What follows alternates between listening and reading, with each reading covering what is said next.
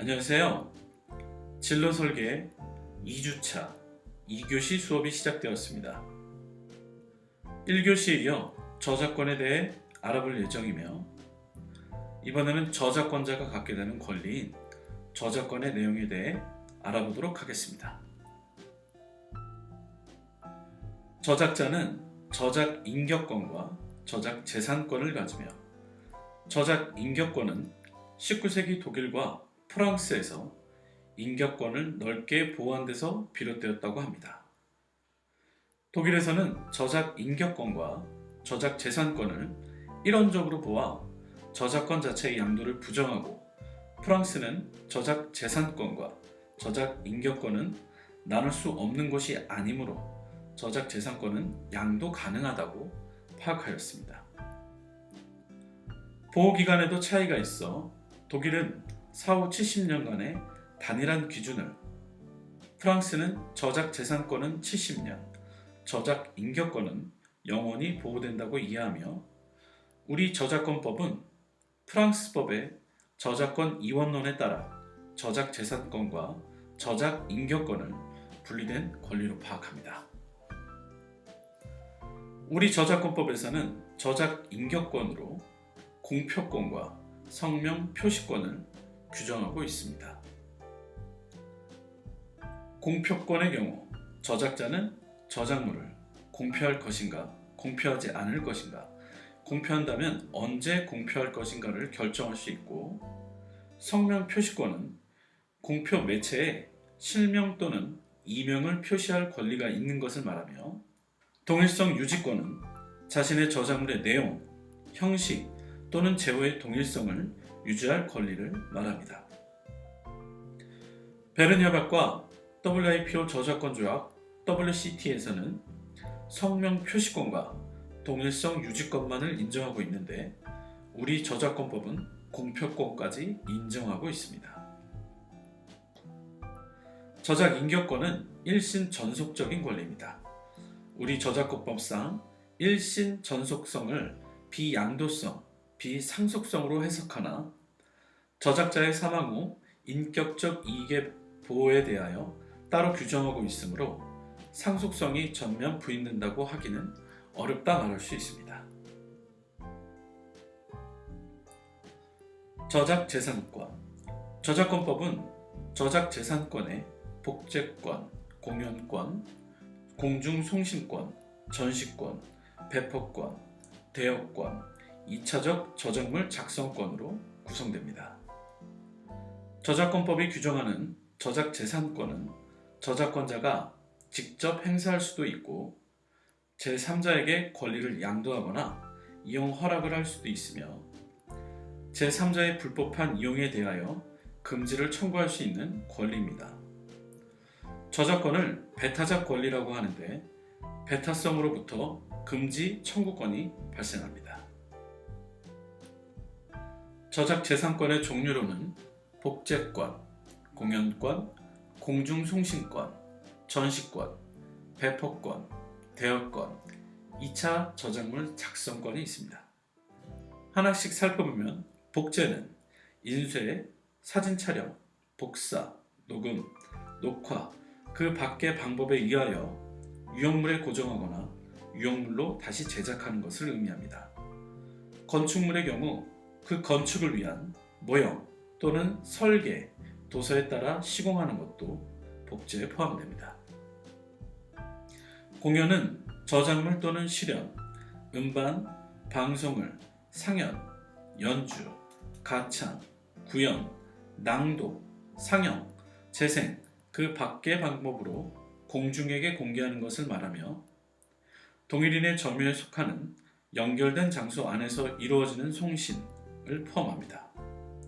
동일인의 점유에 속하는 연결된 장소 안에서 이루어지는 송신이란 백화점, 카페, 스키장, 호텔 등에서 스피커로 음악을 들려주는 경우 등을 말합니다. 공중송신은 저작물 실현, 음반, 방송 또는 데이터베이스를 공중이 수신하거나 접근하게 할 목적으로 무선 또는 유선 통신의 방법에 의하여 송신하거나 이용해 제공하는 것을 말합니다. 공중송신은 방송, 전송, 디지털 음성송신, 웹캐스팅을 포괄하는 개념이며 방송은 공중송신 중 공중 이동 시에 수신하게 할 목적으로 음성, 영상 또는 음성과 영상 등을 송신하는 것을 말합니다. 전송은 공중송신 중 공중의 구성원이 개별적으로 선택한 시간과 장소에서 접근할 수 있도록 저작물 등을 이용해 제공하는 것을 말하며 그에 따라 이루어지는 송신을 포함합니다. 디지털 음성송신은 공중송신 중 공중으로 하여금 동시에 수신하게 할 목적으로 공중의 구성원의 요청에 의하여 게시되는 디지털 방식의 음의 송신을 말하며 전송을 제외한, 즉 방송은 일방적 송신을 의미하고 전송은 컴퓨터 네트워크를 통한 주문형 쌍방향 송신을 말합니다. 한편 컴퓨터 네트워크를 이용하고 있으나 송신 형태는 일방적으로 보이는 실시간 스트리밍 웹캐스팅을 방송으로 볼 것인가 전송으로 볼 것인가 하는 의문이 제기되었고 공중송신은 방송, 전송, 디지털 음성 송신을 포괄하는 개념으로 2006년 저작권법이 개정되게 됩니다. 전시는 저작물이 담긴 유형의 공중이 접근하여 감상할 수 있도록 게시하거나 설치하는 것이라고 할 수 있습니다. 전시권은 미술 저작물, 건축 저작물, 사진 저작물로 구성되며 이를 미술 저작물 등이라 하는데 이에만 해당하는 권리입니다. 배포는 저작물 등의 원본 또는 그 복제물을 공중에게 대가를 받거나 받지 아니하고 양도 또는 대여하는 것을 말합니다. 대여는 배포에 포함된 개념으로 저작권법은 원칙적으로 배포권이 판매 등의 통상적 방법으로 거래에 제공되면 배포권이 소멸한다고 규정하면서도 판매용 음반이나 판매용 컴퓨터 프로그램에 대하여서는 예외적으로 대여권을 인정하는 것입니다. 대여권은 1980년대 일본 소니사의 워크맨 출시에 의하여 등장한 권리라고 합니다. 일본 리코 대학 학생이 음반을 대여하여 카세트 테이프에 복제한 후 반환하도록 하는 사업으로 성공하였고 이에 따라 음반의 매출이 줄어들자 권리자에게 통제권을 부여할 필요가 생겼다는 것입니다. 우리나라에서는 책이나 영상 저작물의 대여는 행해지고 있으나 음반이나 컴퓨터 프로그램의 대여가 일반적으로 행해지는 것이 아니라는 점에서 그 실효성을 인정하기는 어려운 부분이 있습니다. 2차적 저작물은 원 저작물을 번역, 편곡, 변형, 각색, 영상 제작, 그 밖의 방법으로 작성한 창작물을 말합니다. 여기서 민감한 부분인 배포권에 대해 조금 살펴보도록 하겠습니다.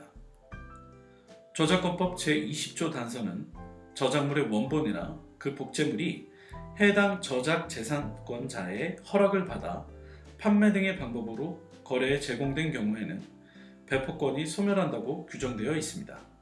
이를 권리소진 이론 혹은 최소 판매 원칙이라고 하는데 배포권을 엄격히 적용하면 저작물의 유통 단계에서 저작자가 일일이 권리를 행사할 수 있고 결과적으로 소유권과의 관계에서 충돌이 발생하게 됩니다. 그래서 저작자는 최초 배포를 허락하면 각 유통 과정에 일일이 개입하여서는 안 된다는 권리소진 이론이 등장하였고 배포권은 저작자가 최소 배포자에게 허락해주는 권리로 축소되었습니다. 물론 저작물이 저작자 허락 없이 불법 유통되는 경우에는 여전히 배포권이 유효합니다. 이번에는 저작 재산권에 대해 알아보도록 하겠습니다. 저작 재산권은 저작자가 생존하는 동안과 사망 후 50년간 존속합니다. 다만 저작자가 사망 후 40년이 경과하고 50년이 되기 전에 공표된 저작물의 저작 재산권은 공표된 때부터 10년간 존속합니다. 공동 저작물의 저작 재산권은 맨 마지막으로 사망한 저작자의 사망 후 50년간 존속합니다. 무명 또는 이명이 표시된 저작물의 저작 재산권은 공표된 때로부터 50년간 존속하지만 이 기간 내에 저작자가 사망한 지 50년이 경과하였다고 인정할 만한 정당한 사유가 발생한 경우에는 그 저작 재산권은 저작자 사망 후 50년이 경과하였다고 인정되는 때 소멸한 것으로 판단하게 됩니다. 이로써 진로 설계 2주차 저작권에 대해 알아보았고요. 다소 어려울 수 있는 법률 용어가 산재하여 이해에 어려움이 있을 것으로 예상됩니다. 그래서 마지막으로 정리하면 1. 저작권은 창작물을 만드니 저작자가 자기 저작물에 대해 가지는 배타적인 법적 권리이다. 2. 저작권자가 갖는 권리는 저작 인격권과 저작 재산권이 있다. 3. 저작 재산권의 보호기간은 사망 후 50년간 존속된다. 이 정도로 이번 시간을 정리하도록 하겠습니다. 다음 주는 저작 재산권 보호의 제한과 예외의 항목에 대해 알아보도록 하겠습니다. 다소 지루할 수 있는 내용 수업에 참여하느라 모두 수고하셨습니다. 개강 전까지 모두 몸 관리 잘 하기를 바랍니다.